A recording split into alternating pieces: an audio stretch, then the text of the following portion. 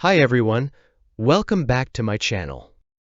In today's video, I'm going to show you step by step how to build a complete star delta motor starter using the Siemens S7-300 PLC for control. By the end of this video, you'll understand both the wiring and the PLC programming needed to make it work. We'll go step by step. First, I'll explain the power wiring of the motor, including what star and delta connections are, and everything you need to know about them. Next, we'll move on to the control circuit wiring with the PLC. Finally, we'll complete the PLC programming in Simatic Manager. Before we start wiring, let's quickly review what star and delta connections are in a three-phase motor. A three-phase motor has 3 windings, and each winding has 2 ends. These ends are brought out to the motor terminals labeled U1 and U2, V1 and V2, W1 and W2. There are 2 common ways to connect these terminals to the power supply: the star connection or the delta connection. The correct connection is chosen based on the information provided on the motor nameplate, which specifies the required operating voltages. With that in mind, let's begin with the star connection. In a star connection, the motor terminals W2, U2 and V2 are joined together with copper links to form a neutral point. The other terminals, U1, V1 and W1, are then connected to the 3-phase supply lines L1, L2 and L3. As you can see, this picture shows the actual motor terminals wired in a star connection. Now, you might be wondering, which motors can actually be connected in star? The answer is always found on the motor nameplate, where the rated voltages for both delta and star connections are written. For example, if the nameplate says delta 230 volt and star 400 volt, and your power supply is 400 volt, then the motor must be connected in star. Why? Because if it were connected in delta, each winding would receive the full 400 volt instead of the rated 230 volt. This would cause the windings to overheat and possibly burn out. So, with a 400 volt supply, this motor should only be connected in star. Always check the nameplate, it's your guide to the correct and safe connection. In the next step, I'll show you how to make a star connection using a contactor. This isn't the typical way to use a contactor solely for a star connection. I'm walking through it step by step so we can build up to the complete star delta starter. To connect the motor terminals in star mode using contactors, we need 2 contactors. 1. Main contactor. This delivers power to the motor terminals U1. V1 band W1. 2. Star contactor. This short circuits the motor terminals W2, U2 and V2. Now let's see how to wire them step by step. First, connect the 3-phase supply to the input terminals of the main contactor through a breaker for protection. Then, connect the output terminals of the main contactor to the motor terminals U1, V1 and W1. For the star contactor, short-circuit its input terminals with a wire and connect its outputs to the motor terminals W2, U2 and V2. That's it. In star mode, one contactor supplies power and the other creates the short circuit. We have now completed the star connection. In the next step, we will move on to the delta connection.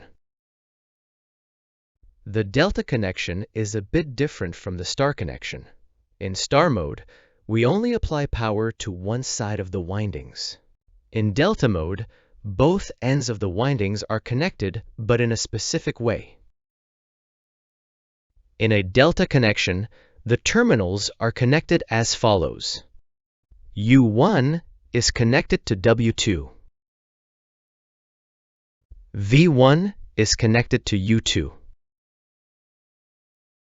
W1 is connected to V2. It is crucial to follow this exact connection pattern, as it defines the proper delta configuration. These connections are made using copper links, and then the three-phase power lines L1, L2, and L3 are connected to the terminals U1, V1, and W1. Now, another important question: which motors should be connected in delta mode? The answer is always on the motor nameplate. For example, if the nameplate shows delta 400 volt and star 690 volt, and the power supply is 400 volt, then the motor must be connected in delta. Technically, a delta-rated motor can operate in star mode, but only for a short period. In star mode, the motor produces about 1/3 of its full delta power, so it cannot deliver its rated output. For high power, delta-rated motors, the star connection is used temporarily during startup to reduce the starting current. I will explain this method in detail shortly. I want to show you how a delta connection can be made using contactors. As I mentioned earlier, this is not the most common approach, but I'm walking you through it step by step so we can later build the complete star delta starter. To wire the motor in delta mode using contactors, we need two of them. 1. Main contactor supplies power to the motor terminals U1, V1, and W1. 2. Delta contactor connects the terminals U2, V2, and W2 to the three-phase power supply, forming the delta configuration. Here's how the wiring is done. First, connect the power supply from the breaker to the inputs of the main contactor. Then, connect the outputs of the main contactor to the motor terminals U1, V1, and W1. Next, take the three-phase supply again from the breaker and connect it to the inputs of the delta contactor. Finally, connect the outputs of the delta contactor to the motor terminals W2, U2, and V2, completing the delta connection. At this point, we've seen how both the star and delta connections can be wired individually. In the next step, we'll combine them into a proper star-delta starter, which will automatically switch the motor from star during startup to delta during normal running. When the power of a three-phase motor is above 5.5 kilowatts, starting it directly can draw a very high current. The starting current is normally about 7 times higher than the rated operating current. This can cause voltage drops, overheating, or even damage to the motor and other connected equipment. To prevent this, the star-delta starting method is commonly used. In this method, the motor first starts in star connection for about 5 to 15 seconds, which reduces the starting current to roughly 1/3 of the delta current. After this short time, the connection switches to delta, allowing the motor to run at full power and torque. The star-delta starter requires 3 contactors. Main contactor, active during both starting and running. Star contactor, energized only during star mode. Delta contactor, energized only during delta mode. At startup, the main and star contactors are closed. After the preset delay, the star contactor opens and the delta contactor closes. This sequence can be controlled using timers and relays in traditional circuits or through a PLC program for greater flexibility, safety, and reliability. Let's now go through the actual wiring of the star-delta starter. The setup is very similar to what we discussed earlier. First, I connect the power supply to the main contactor, and from there, its output goes to the motor terminals U1, V1, and W1. Next, to control the motor with the star-delta method. First, I connect the inputs of the delta contactor to the power supply. Then, I connect the outputs of the delta contactor to the motor terminals U2, V2, and W2. Then, I short-circuit the inputs of the star contactor. Finally, I connect the outputs of the star contactor to the same points as the outputs of the delta contactor. In other words, since only one of them star or delta operates at a time, I use the same wiring path for both contactors. During startup, the star contactor and the main contactor are energized together. After the preset time, the star contactor switches off and the delta contactor switches on automatically, allowing the motor to run in delta mode. Important safety note: the star and delta contactors must never be active at the same time, as this would cause a short circuit. This is handled safely in the control circuit and PLC program, which I'll explain step by step in the next section. That completes the power circuit wiring. Now, let's move on to the control circuit wiring with the PLC. Now, let's continue with the control wiring using the Siemens S7-300 PLC. I've already explained all the basics you need to know in this playlist of PLC programming tutorials. So, if at any point you feel confused, just pause this video, go back to lessons 1 through 3, and then return here when you're ready to continue. In the hardware section, I explained that when connecting a contactor to a PLC, we use intermediate relays for safety.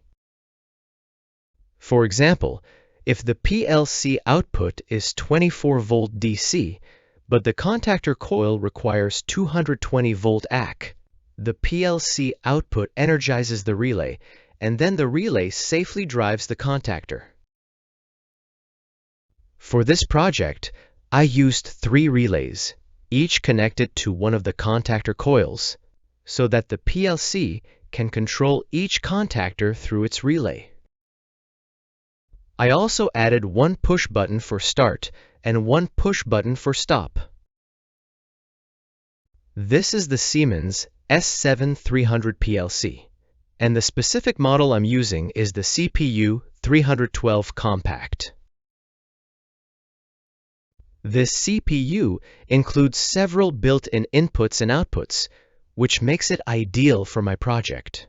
I chose it because it matches the real hardware I'm working with.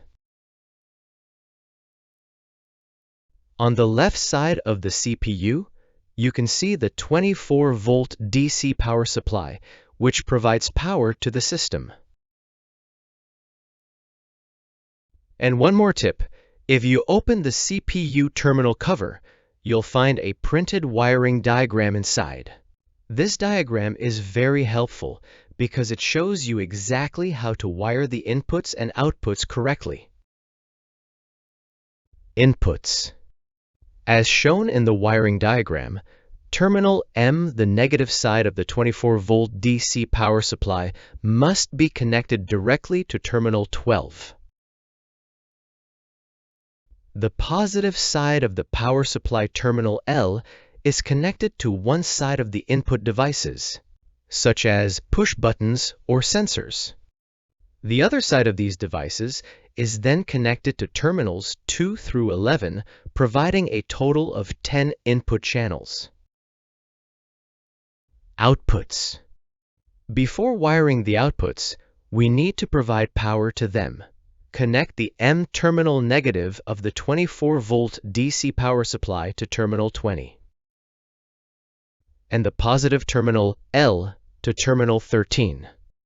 Terminals 14 through 19 provide 6 output channels.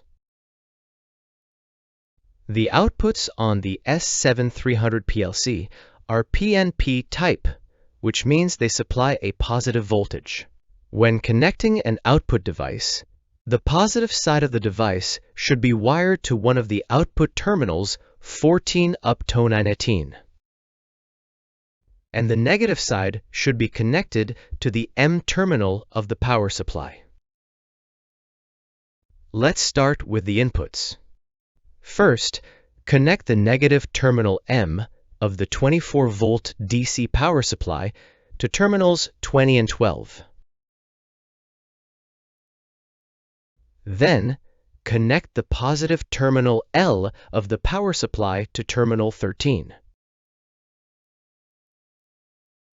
Next, connect the positive terminal of the power supply to the inputs of both push buttons, start and stop.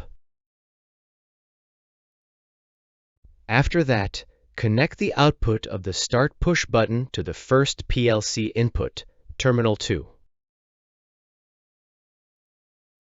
Finally, connect the output of the stop push button to the second PLC input, terminal 3. Now, let's move on to the outputs. First, connect the negative terminal M of the power supply to terminal A2 of each relay. Then, connect the A1 terminals of the relays to the PLC outputs in order. The first relay drives the main contactor. I connect it to the first PLC output, terminal 14. The second relay drives the delta contactor. I connect it to the second PLC output, terminal 15. The third relay drives the star contactor. I connect it to the third PLC output, terminal 16. Now, let's move on to wiring the contactors. In the next slide, I'll show the complete setup. In this picture, I've removed the PLC CPU and power supply section so we can focus on the contactors and how to wire them. First, connect the phase of the 220-volt AC power supply to the COM terminals of all 3 relays. The first relay drives the main contactor. Connect its normally open contact to the A1 terminal of the main contactor coil. So, when the relay is energized, it closes the normally open contact, connecting the phase from COM to the contactor's A1 terminal, which then energizes the main contactor. Now we've reached the most critical part. The outputs of the delta and star contactors are connected together and go to the motor using a single wire. If both contactors are energized simultaneously, it will create a short circuit, which is extremely dangerous. To prevent this, we use an interlock connection, ensuring that when one contactor is active, the other cannot be energized. Here's how it works. For the delta contactor, connect the delta relay's normally open contact through the star contactor's normally closed contact, and then to the A1 terminal of the delta contactor coil. This way, if the star contactor is active, its normally closed contact opens, preventing the delta contactor from energizing, even if a command is sent. Repeat the same for the star contactor. Connect the star relay's normally open contact through the delta contactor's normally closed contact, and then to the A1 terminal of the star contactor coil. Finally, connect the other side of both contactor coils, A2 terminals, to the neutral of the power supply. This interlock setup ensures safe operation and prevents short circuits between the star and delta contactors. We've now finished wiring both the power circuit and the control circuit with the PLC. The next and final step is programming the system. So, let's move on to the Simatic Manager program and see how to implement the star and delta starter logic in the PLC.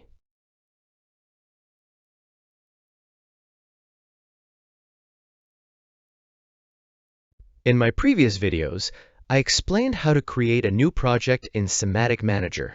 But as a quick review, let's go through the process again. First, I create a new project and name it Star and Delta Starter.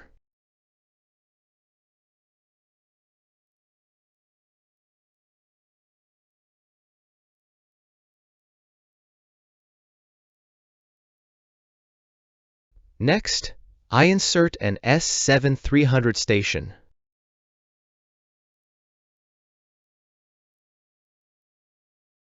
At this point, the program automatically takes us to the hardware configuration. So let's continue.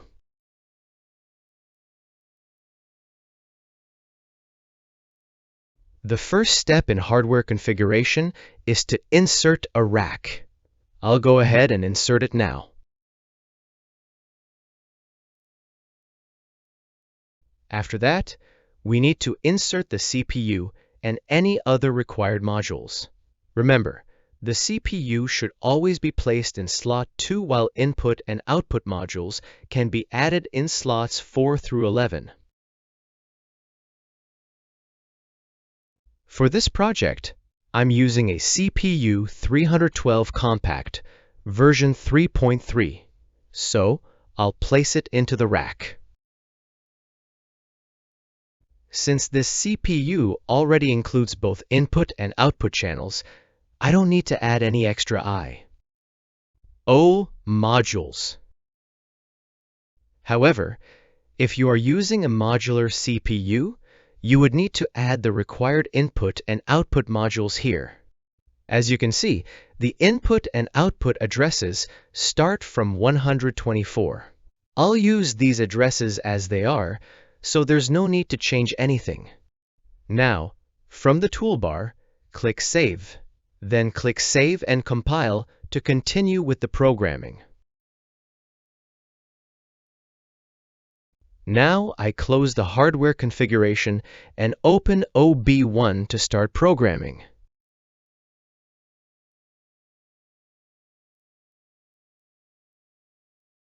Now I will add an SR flip-flop to control the motor start and stop. The set input is the start push button, connected to I124.0. The reset input is the stop push button, connected to I124.1. The flip-flop itself uses the memory bit M0.0. This memory bit M0.0 will act like a master switch. In every network, I place a normally open contact with address M0.0 at the beginning. This way, When the start button is pressed, the flip-flop activates, setting M0.0 and powering all networks that depend on it. This makes the program structured and easy to control. Now I insert a new network. In the next network, I add a normally open contact M0.0 and an output coil Q124.0 for the main contactor.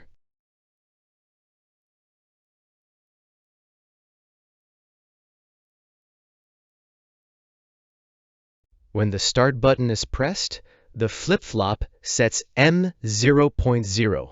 This closes the contact and energizes Q124.0, keeping the main contactor energized during the entire operation until the stop button is pressed.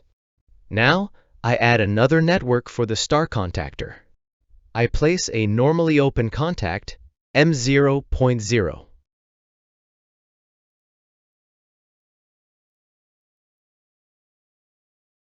Then, I add an output coil Q124.2, which is connected to the star contactor through its relay.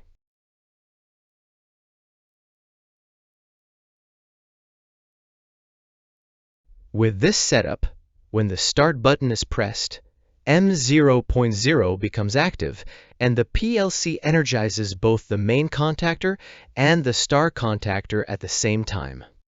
Next, we need the program to automatically switch from star to delta. I add another network. First, I insert a normally open contact M0.0. Then, I add an on-delay timer 0 with a time of 10 seconds.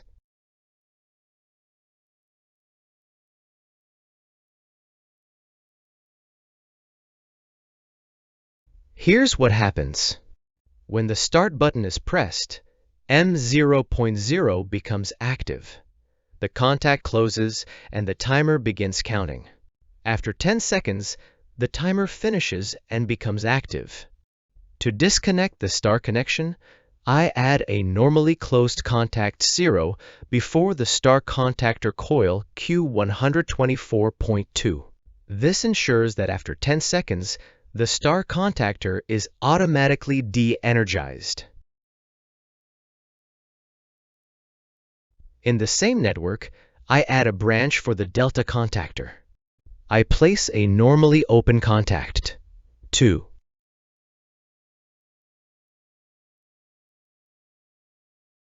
Then, I add an output coil Q124.1, which is connected to the delta contactor. This means that after the timer finishes, the star contactor Q124.2 turns off. The delta contactor Q124.1 turns on. As a result, the motor switches safely from star mode to delta mode. With this, our star-delta starter program is complete. It starts the motor in star connection for 10 seconds, then automatically switches to delta for normal operation. Did you remember that in the power circuit, we added a physical interlock between the star and delta contactors? This prevents both contactors from being energized at the same time, which could create a dangerous short circuit. We can implement the same interlock logic in the PLC program using normally closed contacts. Here's how to do it. 1. Interlock for the star contactor. Before the star contactor coil Q124.2 in the program, add a normally closed contact. Assign the address of the delta contactor coil Q124.1 to this normally closed contact. How it works. If the delta contactor is active, the normally closed contact will open, preventing the star contactor from being energized. If the delta contactor is off, the normally closed contact remains closed, allowing the star contactor to energize safely. 2. Interlock for the delta contactor. Similarly, before the delta contactor coil Q124.1, add a normally closed contact. Assign the address of the star contactor coil Q124.2 to this normally closed contact. How it works. If the star contactor is active, the normally closed contact opens, preventing the delta contactor from energizing. If the star contactor is off, the normally closed contact is closed, allowing the delta contactor to energize safely. With these program interlocks, you ensure that star and delta contactors can never be energized at the same time, even if there's a programming error or unexpected input. This makes your system much safer. Let's test this program. I'll open the simulation.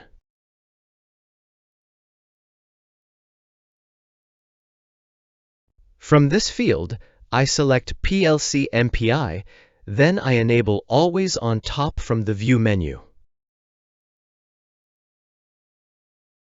Now, I go to OB1 and download the program to the simulation.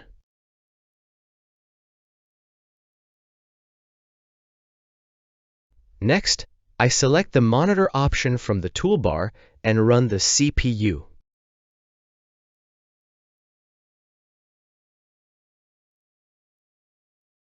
I start by pressing the input I124.0. As you can see, the first and third outputs are activated, which energize the main and star contactors. After 10 seconds, the star output automatically deactivates, and the delta contactor, the second output of the PLC, is activated. The main contactor first output stays energized during both starting and normal operation. If I press the stop button, I124.1, all outputs deactivate and the motor stops running. Everything is working correctly. We've now reached one of the practical parts of this video. If you found this video helpful, please subscribe to my channel.